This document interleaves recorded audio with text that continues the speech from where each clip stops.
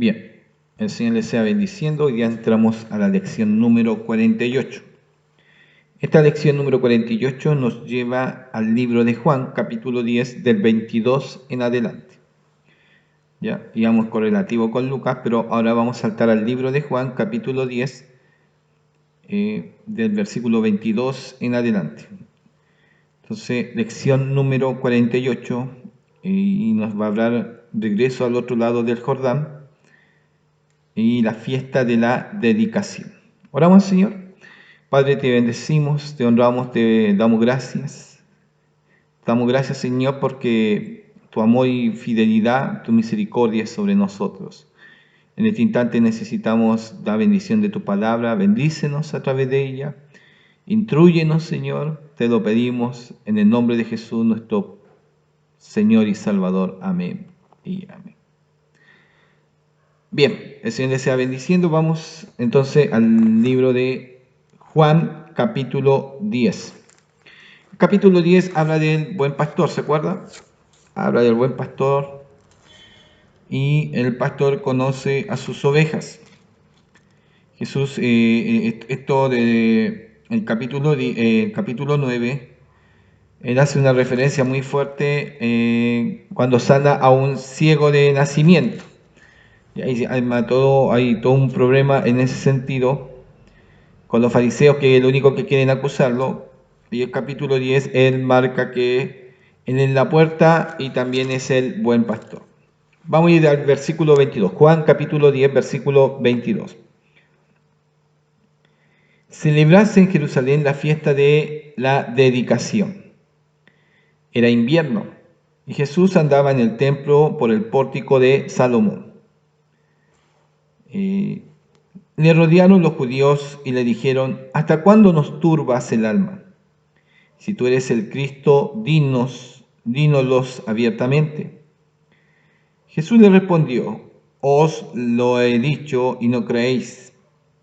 Las obras que yo hago en nombre de mi Padre, no creéis, las obras que yo hago en nombre de mi Padre, ellas dan testimonio de mí, pero vosotros no creéis, porque no sois de mis ovejas, como os he dicho. Mis ovejas oyen mi voz y yo las conozco y me siguen. Y yo les doy vida eterna y no perecerán jamás, ni nadie las arrebatará de mi mano. Mi Padre que me las dio es mayor que todos y nadie puede arrebatar de la mano y nadie las puede arrebatar de la mano de mi Padre. Yo y el Padre uno somos. Subtítulo marca: el pastor conoce a sus ovejas. Ahora voy a entrar a las ayudas.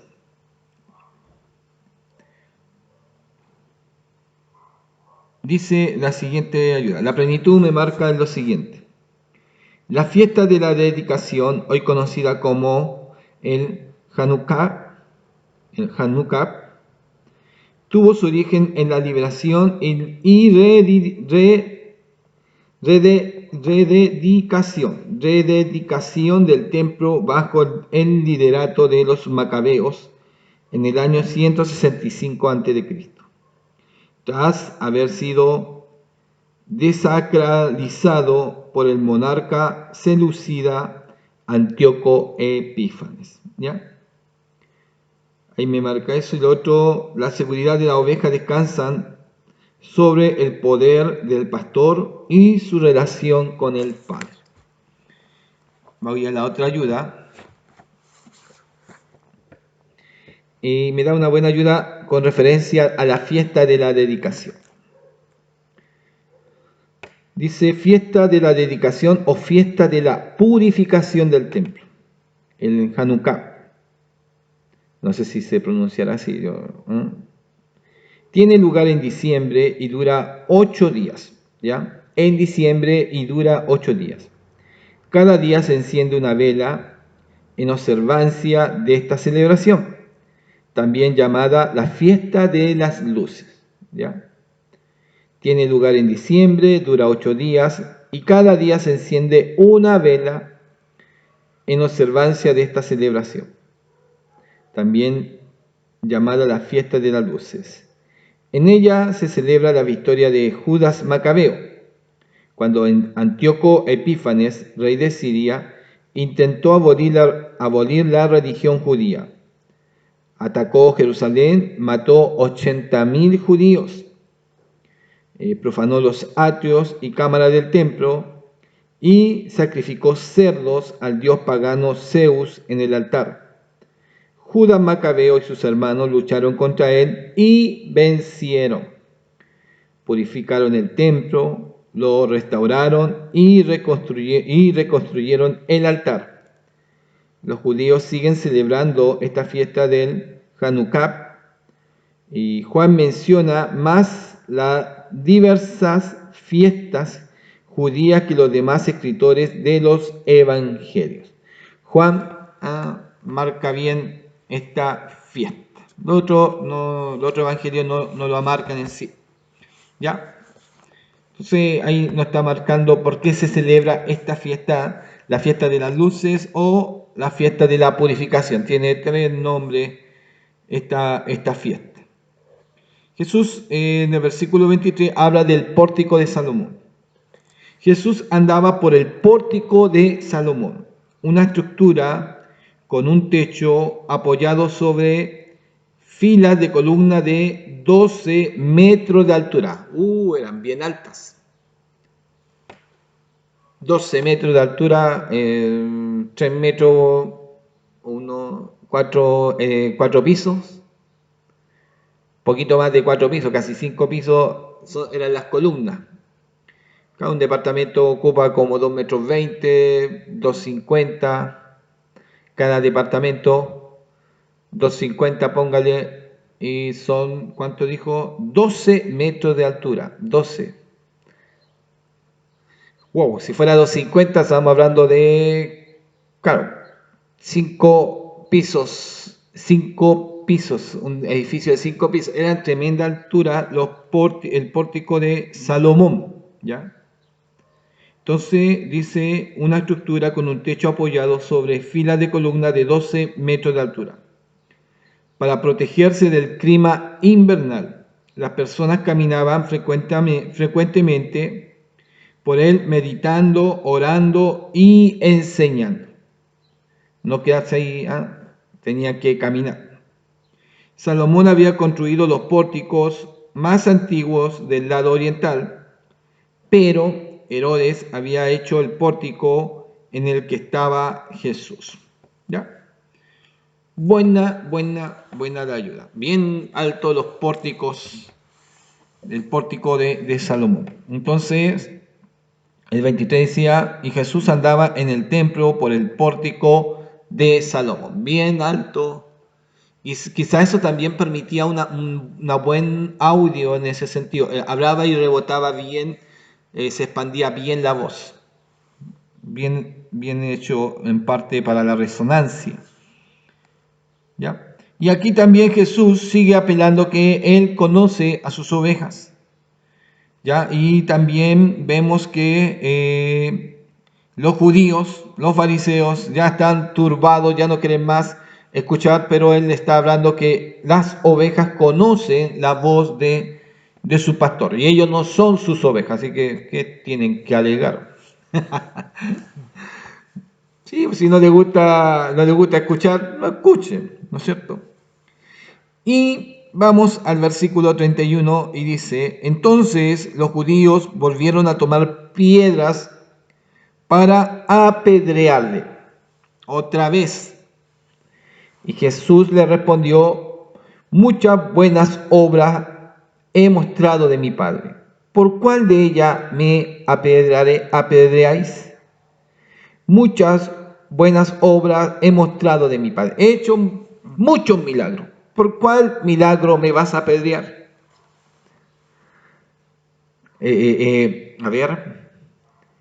A veces Cristo nos enseña aún a responder. No sé, en ese sentido. A veces, aquí están ofuscados. Estas personas están agresivas contra Jesús, le buscan todas las mañas y ya están irritados, ya no es tanto lo que dice, ¿hasta cuándo nos turbas el alma? ¿Hasta cuándo nos turbas el alma? Y ya quieren apedrearle para matarle, ya este es un desespero, una cuestión bien fuerte.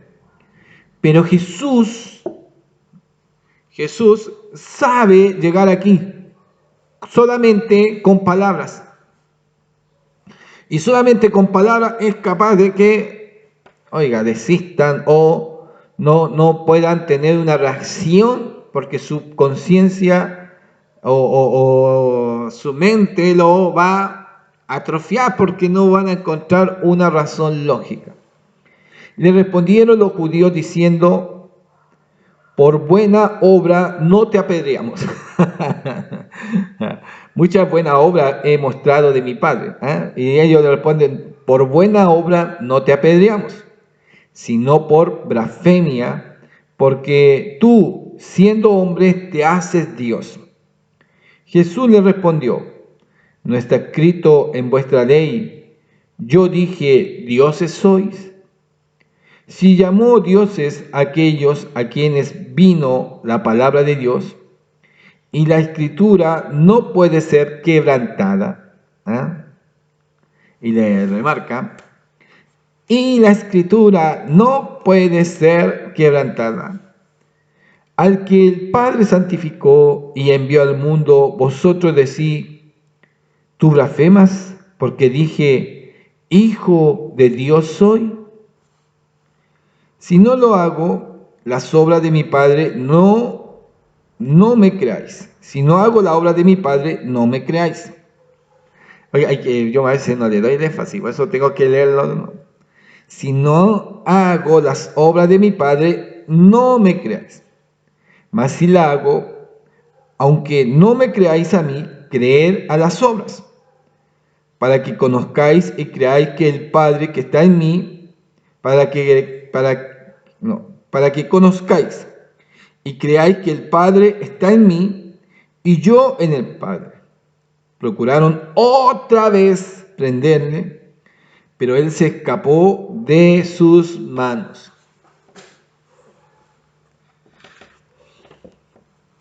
Lo que explicábamos el otro día, a veces nos encontramos con gente muy complicada, gente que, o aún familiares que sí nos hacen la guerra, que tenemos muchos conflictos y que nos tratan de sacar de nuestras casillas y buscan las palabras y buscan que hicimos algo.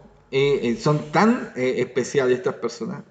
Buscan hacerse amigos, nos invitan y cuando están observando para ver cómo nos pilla para poder acusarnos. Aquí te pillé. Y ahí es más, y vemos que a Jesús lo invitan unos, lo invitan otros, ¿para qué? Para hacerle caer, y se están fijando, ¿se lavó las manos? No se lavó ni las manos. Y para ellos era, pero no hizo esto, oye, se juntó con esto, oye, habló con este, habló con esta. Es decir, están preocupados de los detalles, más que de los hechos. Y eso pasa porque quieren hacer caer, quieren mostrarle al pueblo que es Jesús un falso. Que Jesús es un falso, es un engañador y que puro bla bla, puro cuento y todo lo que ha dicho es pura mentira. De esa misma forma buscan hacer caer a los hijos de Dios. Es más, hay algunos que entran muy secretamente como amigos. No, yo soy tu amigo, te invito, oye, ven, qué rico, ven conmigo, ven a comer. Buscan y le van tanteando y le van tirando temas y le van tirando conversaciones, pero todo lo van grabando. Y sabe, y viene el otro problema, cuando usted dice algo, cambian 2 o 3 palabras y cambian todo el sentido de lo que usted ha dicho. Es complicado, es muy complicado, es muy complicado. Por eso, nosotros hablamos mucho de hermandad, pero de querernos, de amarnos, pero también tenemos que, aparte de esa hermandad, tener también cuidados. A veces lo muy secreto, lo muy familiar, lo muy oculto, de nuestras vidas familiares o de nuestras vidas personales, mantenernos en nuestra reserva. Porque no sea que nuestro amigo en el tiempo se enoje con nosotros y ya no sea nuestro amigo. Y que a veces usamos la palabra amigo, conocido, que estamos teniendo una relación, un momento, pero de repente un quiebre, un enojo y jode toda amistad y se tiran las situaciones, los secretos y lo que le conté o lo que le dije me lo está tirando todo. Supuestamente era amistad y no supo guardar secretos. Y ese es el otro problema. Si la persona que me está cediendo un espacio en su vida, en su hogar, que me está invitando a, no sabe guardar secretos, mejor no contar detalles, porque todo el mundo lo va a saber. Tenemos que tener un cuidado. Jesús se está encontrando con estas personas y le buscan de una o de otra forma. Y no lo quieren criticar por sus buenas obras. No, no, no, no. Lo van a criticar por lo mínimo e inventar y tratan de inventar y ver que Jesús está mintiendo en este sentido. Por eso tenemos que tener mucho cuidado. Es tan increíble, es tan increíble que uno como hermano, voy a hablar como hermano, a veces es complicado, es muy complicado ser aún hermano de iglesia y estar metido en esto cuando vemos, uno como joven, a veces vemos que a veces los jóvenes no están bien, y a veces uno quiere hacer amistad con los jóvenes, pero algunos son muy libertinos. No, dale nomás que...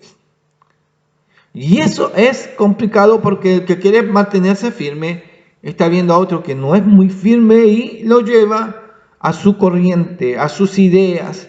Total, él pesca y hace lo que quiere y tiene otra amistad y involucra a los jóvenes con sus otras amistades. Y eso es un problema de estabilidad. Un problema de estabilidad de algunos que llegan solos y llegan a la iglesia y de repente, lamentablemente, se juntan con el más chicharachero, como que el más simpático y todo lo demás, pero no hay quizá una base de espiritualidad en ese sentido. Él no tiene una base de palabra y también de ser una persona sincera. Y también a veces menoscaba y destruye a los demás. Por eso uno tiene que tener un cuidado. En la iglesia no todos son parejitos en el nivel espiritual. No todos están pulidos en su carácter. Y no todos son muy reservados y calladitos y silenciosos.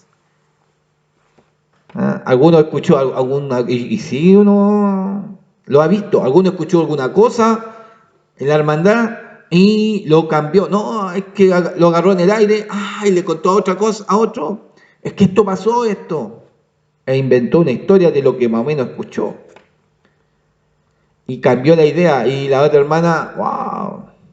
Entonces, hasta uno como pastor, a veces lo que pase, tengo que publicarlo de arriba. Uno, si las personas me permiten. Pido permiso. Mire, puedo decir esto en su nombre, que esto y esto y esto pasó para que los demás sepan y esto no se forme un cagüín. Ya me dice. Entonces, al uno marcar eso, corta inmediatamente un cagüín. Es importante. Es importante porque se cambia la idea y eso trae problemas y conflictos a veces en la hermandad.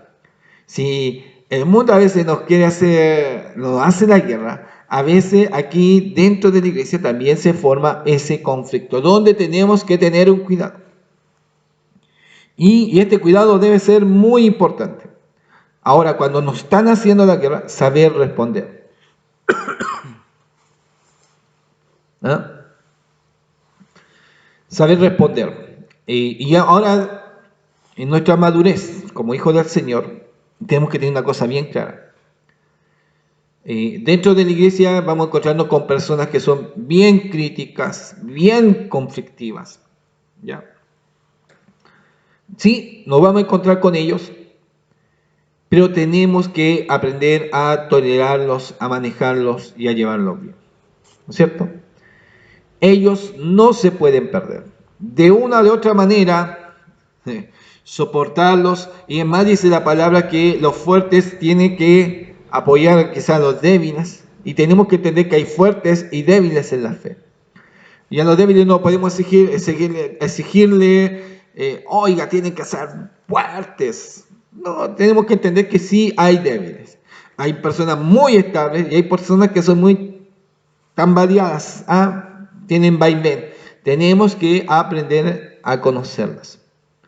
Pero los fuertes tienen que aprender a tener con la hermandad, con los hermanos, comprensión. Y de esa manera todo va a marchar bien en la iglesia. No los si los criticamos abiertamente se van a herir y se van a ir. ¿Sí? Me ha tocado harto hermanos complicados, muy complicado. Muy complicado. Y a veces, yo entiendo a veces sus ideas, la entiendo. Y puede estar bien o puede estar mal, bien, pero no llego a un conflicto en ese sentido. No llego a un conflicto, es más, los animo que sigan adelante y sigan el camino del Señor, nada más. Porque hay muchas ideas metidas, nosotros nos vamos a encontrar con muchas ideas. Ahora, si se salen de la doctrina, ahí ya encontramos, si las ideas me llevan a tener conflicto con la salvación, ya tengo problemas. ¿No es cierto? Ya tengo problemas. Pero sí hay hermanos muy conflictivos, hermanos que sí nos presentan dificultades, pero sí tenemos que usar palabras sabias. No ir al choque, usar palabras sabias. Nada más, usar palabras sabias. Jesús hablaba directamente con ellos, con estas personas, y no le gustaba. Pero Jesús, cuando le dice, muchas buenas obras he mostrado de mi Padre, ¿por cuál de ellas me apedreáis? Ahí quedaron metidos. Ahí quedaron metidos. Aprenda usted, cuando es atacado, aprenda a responder bien. ¿Ya? Wow.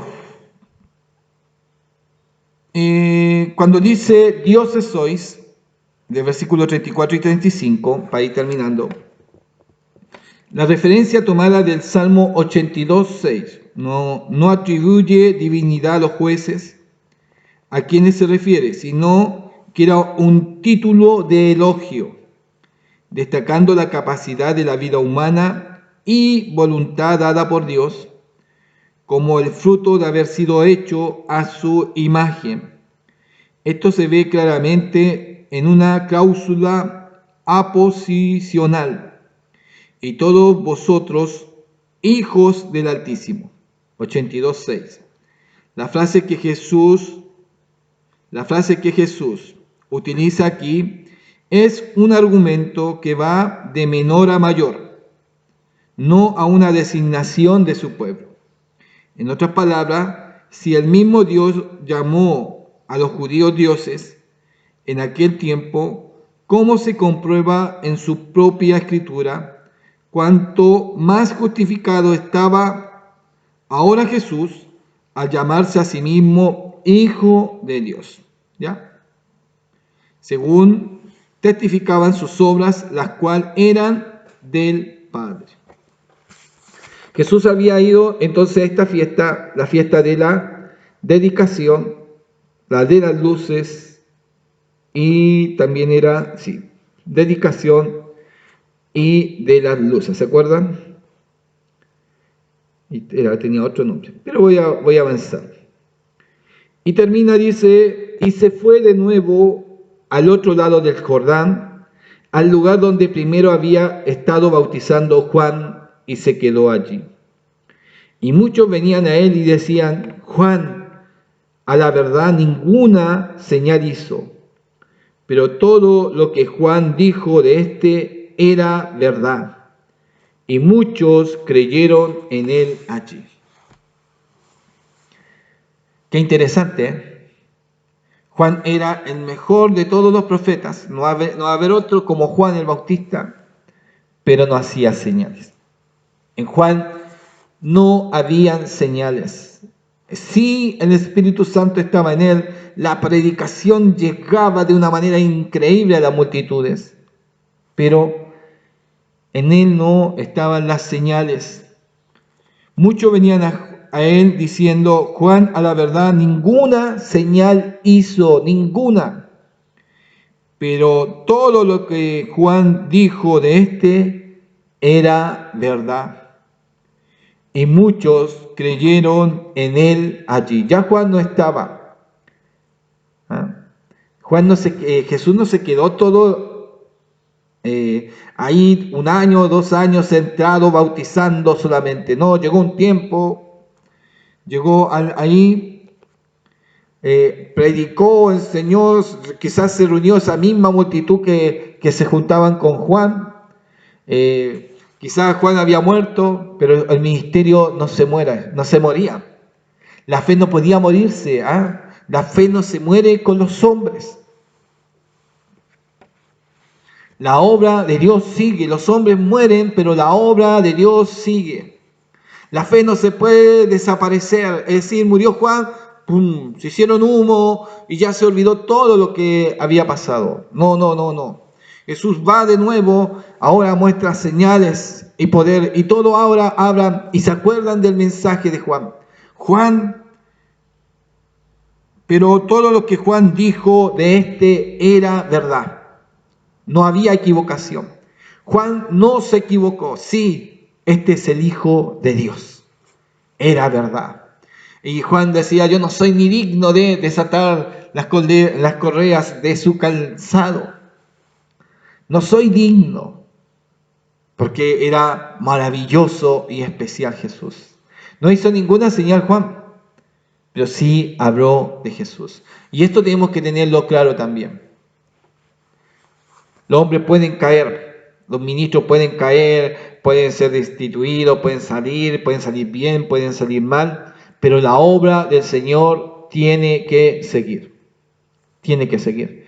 Dios se encargará de mandar a otro. Dios ya está preparando a otro para colocarlo y avanzar la obra. Y, oiga, en una iglesia o en un terreno pueden pasar 100. Hay iglesias de 100, de 200 años. Podemos hablar de iglesias de 300 años.